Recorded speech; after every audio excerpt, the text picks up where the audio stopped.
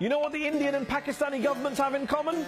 They both claim to love the Kashmiris. We can be duty bound to ensure that every Kashmiri lives in dignity with equal rights and the full realization of the right to self-determination of its people. The suffering of the people cannot be brushed under the carpet.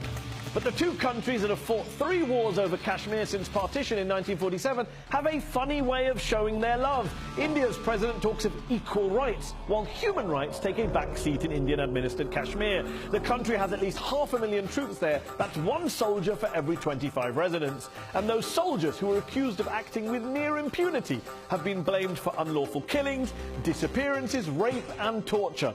One study in 2012 found the number of unmarked graves in Indian-administered Kashmir stood at more than 6,000.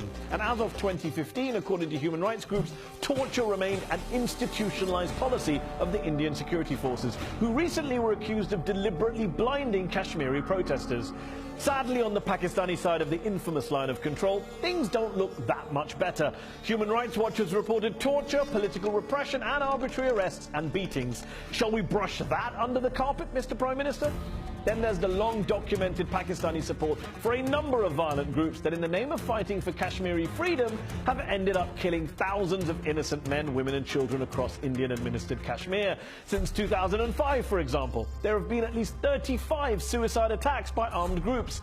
And as for Kashmiri freedom, as in self-determination, well, the Indians refuse to allow a referendum on Kashmir's future, while the Pakistanis want Kashmiris to choose between India and Pakistan, but not give them an independence option.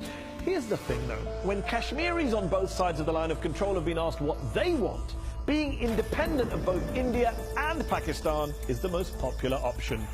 Today, Kashmir still remains the site of the world's largest and most militarized territorial dispute.